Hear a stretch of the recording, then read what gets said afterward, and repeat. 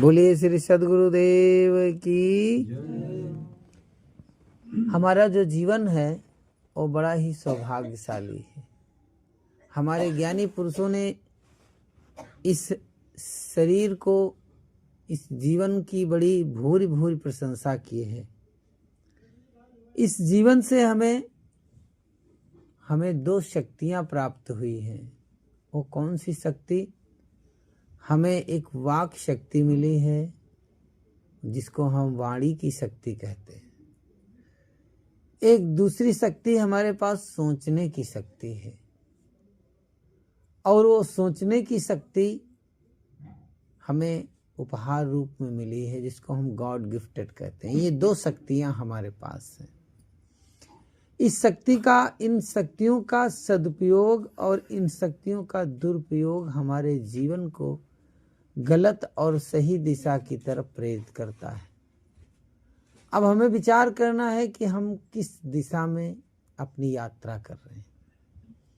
हमारे द्वारा जो भी क्रियाएं होती हैं, उन क्रियाओं का प्रभाव हमारे मन पर पड़ता है, तन पर पड़ता है और जीवन पर पड़ता है। और ये जिस तरह से गंगा, यमुना और सरस्वती का संगम होता है तो एक कुंभ बन करके तैयार होता है, एक पर्व बन के तैयार होता है, एक जीवन की एक नई धारा प्रवाहित शुरू होती है। ठीक ऐसे ही हमारे ज्ञानी पुरुषों ने कहा कि तन मन वचन और एक धारा में हो जाएं, एक दिशा में हो जाएं, तो जीवन अमृत तुल्य हो सकता है, अमृत कलश की तरह हो सकता है, अमृत कुंभ की तरह हो सकता है जीवन। लेकिन वो जीवन अमृत कलश इसलिए नहीं बन पा रहा है कि हम जीवन का अनुभव ही नहीं कर पा रहे कि हमारा जीवन किस दिशा में जा रहा है। दो धाराएं हैं जीवन जीने की। एक धारा है विरक्त जीवन और दूसरी है गृहस्थ जीवन। गृहस्थ जीवन और विरक्त जीवन, लक्ष्य दोनों का एक ही है कि आत्म कल्याण करना, आत्म शांति का अनुभव करना। स्वाध्याय और सत्संग के द्वारा हमारे अंदर जो छिपी हुई ऊर्जा है, उस शक्ति को, उस ऊर्जा को विकसित करना, उसका उन्मूलन करना, ये हमारे जीवन का उद्देश्य है। तो आप गृहस्थ में भी हैं, तो गृहस्थ में जो आप जिस प्लेटफॉर्म पे खड़े हैं उस जगह पर आपकी कुछ कर्तव्य हैं, कुछ मर्यादाएं हैं, कुछ रोल हैं, कुछ अभिनय हैं। उनको ठीक से अगर हम निभाते हैं तो हमारा व्यवहारिक जीवन सही हो सकता है। विचार करें हम कि हम किस कैरेक्टर में हैं। हम किसी के ससुर हैं, किसी के पिता हैं, किसी के भाई हैं, किसी के पति हैं, किसी के चाचा ताऊ, या हम किसी की माँ हैं, किसी की बहन है, किसी की बेटी हैं, किसी की बहू हैं, किसी की सास। ये जो संयोजन है जीवन का, साहब ने इसको बंधन कहा कि बहु बंधन से बांधिया।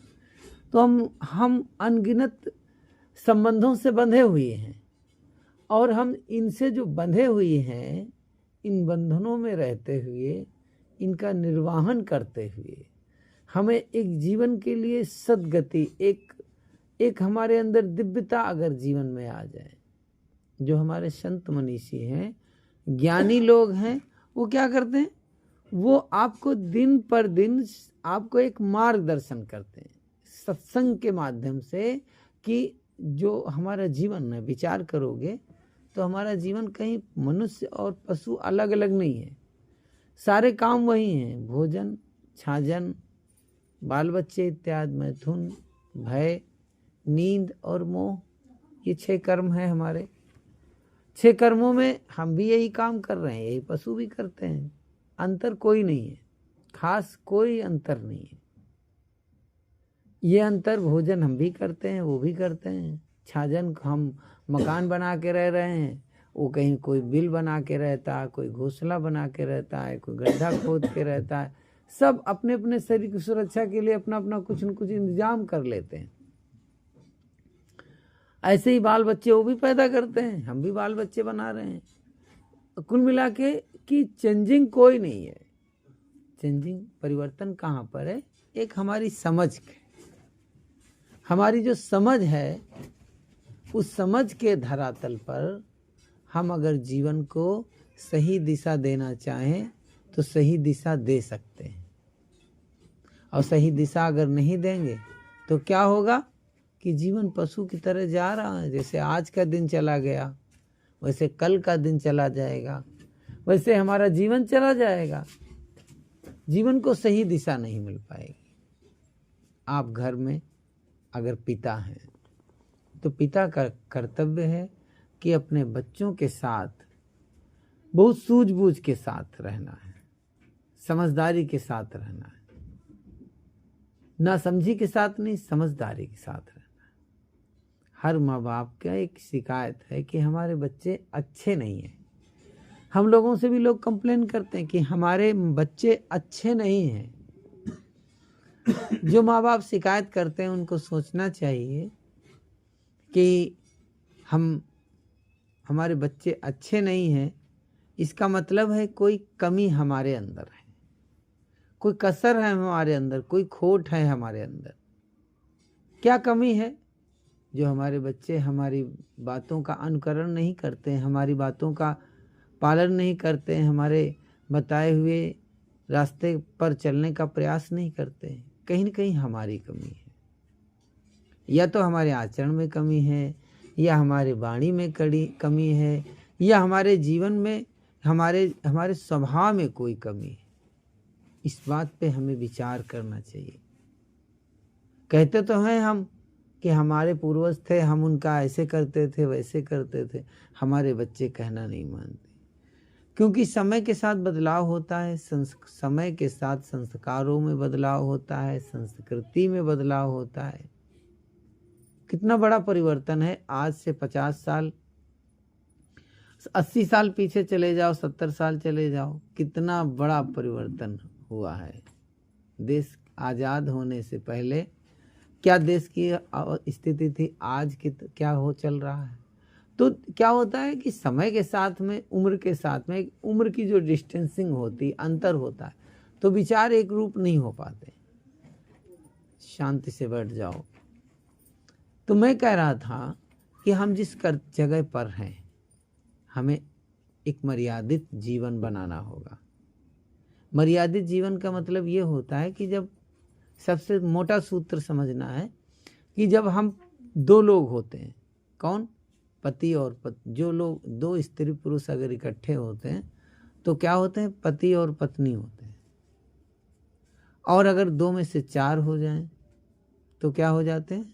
वो माता पिता हो जाते हैं। और जब हम 4 से 6 हो जाते हैं तो दादा दादी बन जाते हैं।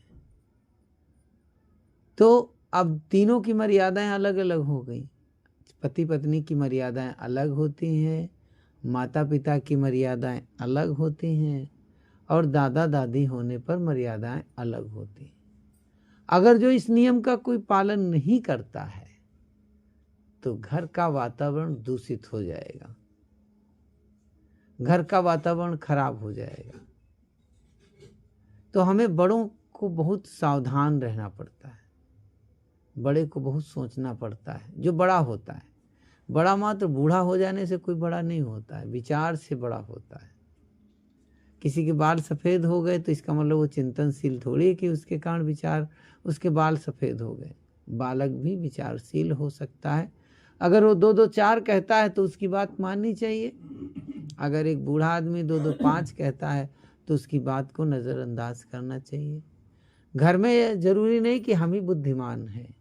हमारे घर में हमारा छोटा जो बेटा है वो बुद्धिमान हो सकता है, घर में कोई पुत्र वधू है वो बुद्धिमान हो सकती है, हमारा छोटा पोता आया है वो भी बुद्धिमान हो सकता है। तो न्याययुक्त बात किसी की हो तो उसे स्वीकार करना चाहिए, और स्वीकार करने से क्या होता है कि अगले व्यक्ति का सम्मान होता है। ये जीवन के लिए जरूरी है। हमें जो सोचना है कि हमारे घर में कभी कलह का प्रवेश ना हो। कलह जिस घर में प्रवेश हो जाती है ना, तो देखा गया है कि बड़े बड़े धनी कहलाने वाले लोग कंगाल हो गए। धन खूब है, 4 मंजिल 5 मंजिल का मकान बना है, ऊंचा बिल्डिंग इमारत बनी हुई है, और घर में बिल्कुल शमशान जैसा माहौल है, विचारों की अनमिलता है। क्यों? क्योंकि एक दूसरे को सपोर्ट नहीं करते, समर्थन नहीं करते, एक दूसरे के शिष्टाचार नहीं है। घर में होना चाहिए, कभी भी अपने घरों में अपने से यदि बड़ा है तो उसका नाम नहीं लेना चाहिए। अब ये परंपरा बड़ों से आती है नीचे की तरफ। जिन घरों में छोटे बच्चे अपने से बड़े का नाम लेते हैं, उन घरों में क्या होता है कि उन घरों में व्यवहार, प्रेम व्यवहार ठीक से नहीं चल पाता है और जीवन अस्त व्यस्त रहता है। तो गृहस्थी जीवन को अगर हम सुदृढ़ दिशा देना चाहते हैं, हम घर में यदि बहू हैं तो बहू हैं तो बहू होने का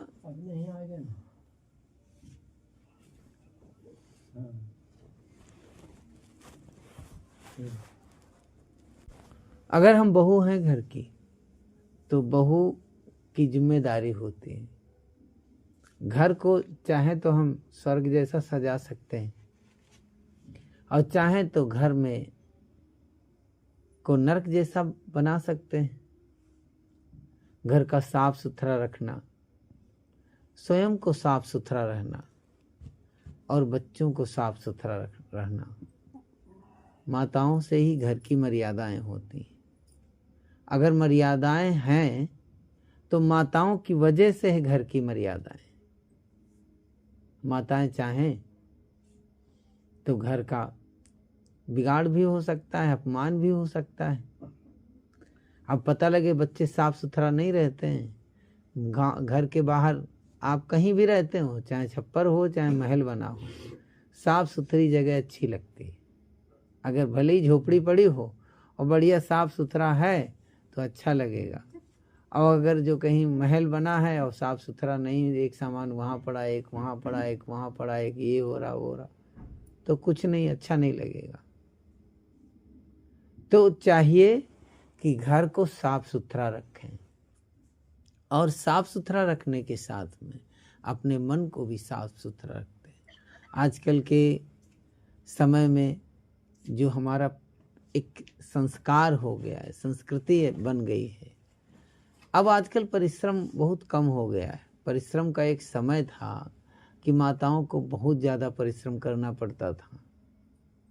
सुबह उठ करके 24 कहना चाहिए कि सुबह अगर 5 बजे उठें तो रात के 10 बजे तक, सुबह 4 बजे उठे क्योंकि सुबह उठती थी, चक्की पीसती थी, चक्की पीसने के बाद फिर घर की सफाई, फिर पशुओं की चारा पानी, फिर खेत का काम, उसके बाद भोजन, फिर भोजन के बाद में दोपहर आना, इतना ढेर सारा काम होता था माताओं के पास में। उनको पता ही नहीं चलता था कि कब जवानी से बुढ़ापा आ गया, इतना काम होता।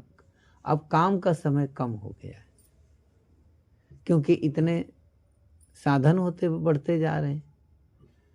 तो आदमी के पास समय रहता है, तो समय रहता है तो खुराफा इधर इधर उधर की बातें सोचेगा। और जब इकट्ठे होंगे तो एक दूसरे जब मन में जब कुछ चिंतन आएगा, गलत विचार आएंगे, तो या तो कोई दूसरे की बुराई करेगा या निंदा करेगा। तो दो बैठेंगे तो निंदा बुराई शुरू करेंगे एक दूसरे की बुराई निंदा करने में अपनी शक्ति को व्यय मत करो, अपनी शक्ति को लॉस मत करो, अपनी शक्ति का दुरुपयोग मत करो, एक पास बैठो। तो आजकल पढ़ाई लिखाई का युग है, आप कम पढ़े हैं या ज़्यादा पढ़े हैं, आपके घर में सद्ग्रंथ हो, अच्छे साहित्य हो, समाज पर, देश पर, भक्ति पर कोई अच्छी चीज चिंतन हो, उसे साहित्य पढ़ने से नए चिंतन का जन्म होता है। तो घर में बैठो, एक अच्छी कोई चर्चा करो, कोई अच्छी कथा कहानी, अच्छी चर्चाएं, अच्छे विचार, अच्छे विचार से, जो क्योंकि विचारों से ही तो घर का माहौल बनता है। और अगर जो घर का माहौल बनाना चाहते हो तो ये आपको अपनाना पड़ेगा।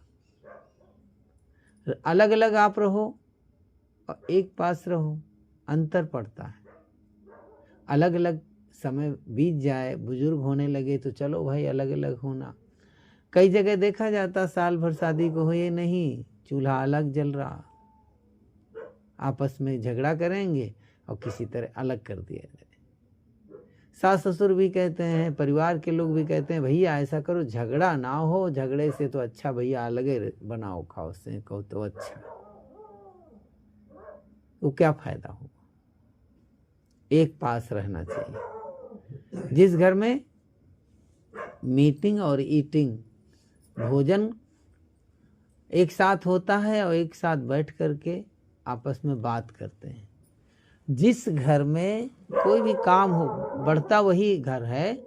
जिस घर में शाम को जैसे कल कोई काम करना, चाहे खेत में काम करना हो या किसी को कहीं रिश्तेदारी में जाना हो या एनीवे कोई भी काम हो, तो जिस घर में शाम को प्लानिंग बन जाती है, शाम को बैठ के प्लानिंग कर लो। आप प्लानिंग अकेले नहीं, ऐसा नहीं सुबह उठे कोई कहीं जा रहे, पता ही नहीं कहाँ, पूछेगा कोई कहाँ गए भैया, अब कहाँ गए तो पता ही नहीं कहाँ गए, तो मामला गड़बड़ हो जाएगा। एक घर में किसी से कहीं जाओ तो बता के जाओ कि हम जा रहे हैं वहाँ, चाहे बाप से बता के जाओ, चाहे भाई से बता, घर में किसी एक गार्जियंस को बता के जाओ। अब घर में किसी को पता ही नहीं कहाँ गए, तो कहने का भाव हुआ कि घर में कोई भी काम हो तो सुमत के साथ हो, मिल करके हो, एक दूसरे का मिलान होना चाहिए कि हाँ भाई कल क्या होना है खेत में, तो अच्छा भाई फलाने को ये करना है, ये इतने इतने लोग खेत में जाएंगे, इतने इतने लोग शहर जाएंगे, इतने लोग वो काम करेंगे, घर में अमुक काम है तो घर में अमुक अमुक रहेंगे। ये प्लानिंग करके देखो, आपके घर में संपत्ति बढ़ेगी, पक्का है, धन बढ़ेगा। और जहाँ अलग अलग चूल्हे जलते हो, चूल्हे उतने, अगर चूल्हा होगा तो चिमटा उतना इंतजाम करना पड़ेगा, फूकनी उतनी लगेंगी, उतनी लकड़ी भी लगेंगी, उतनी थाली लगेंगी, उतने ही और उतने ही बर्तन में सब, और एक ही उसमें सबका हो जाएगा, एक ही चिमटा में सबका हो सकता है। और चाहे अलग अलग हो गए तो 10 चिमटे लाने पड़ेंगे। कहने का मेरा उदाहरण है कि एक समूह रूप में रहो। किसी कवि ने कहा है कि छोटी सी जिंदगी मिली है, हंसने के लिए मिली, मुस्कुराने के लिए मिली, गीत गाने और गुनगुनाने के लिए मिली। कुड़ के जिंदगी, द्वेषपूर्वक जिंदगी, दूसरे को देख करके कहें उनका देख ले तो परी भर खून ही जर जाते हैं हमारे। अब भाई दुबे अगर वो दिन भरे में यहाँ 4 बार 10 बार परे हो तो परी भर खून भरी, तो हमका लगे थे 1 दिन में उनका राम नाम सत्य जी, ऐसा कहते हैं आपस में लोग।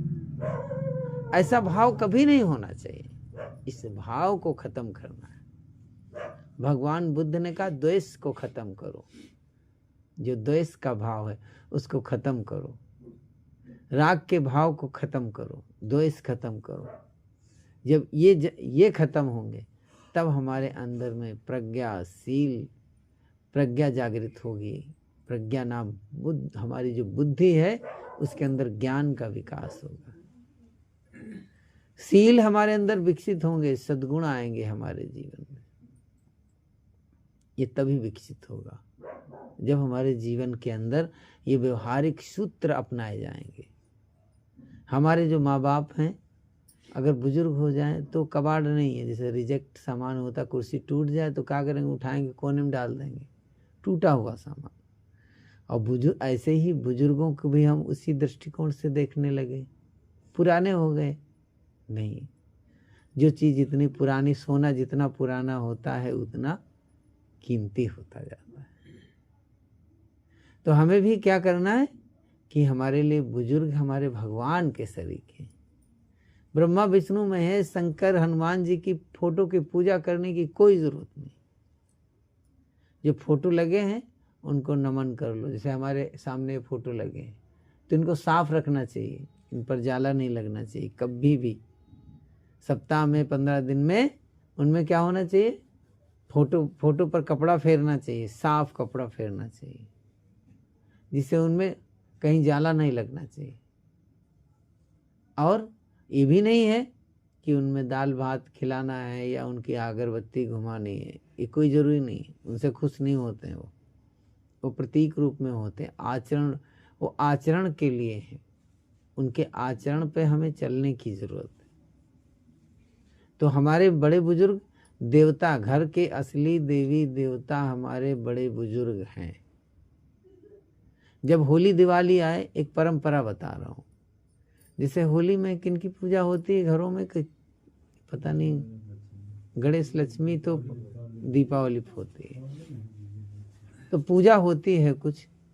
मैं ये कहना चाह रहा था कि जो पूजाएं होती हैं, जो पूजा होती है उन त्योहारों पर अपने घर में माँ, जैसे दीपावली का त्यौहार होता है तो दीपावली त्यौहार पर माता पिता को बैठाना चाहिए, उनको नए वस्त्र पहनाना चाहिए, और उसके बाद में उनको आवश्यक जो हो उपहार रूप में, जैसे महात्मा संत महात्माओं को आप दान करते हैं, नियम बनाना चाहिए महात्माओं को दान करने के लिए।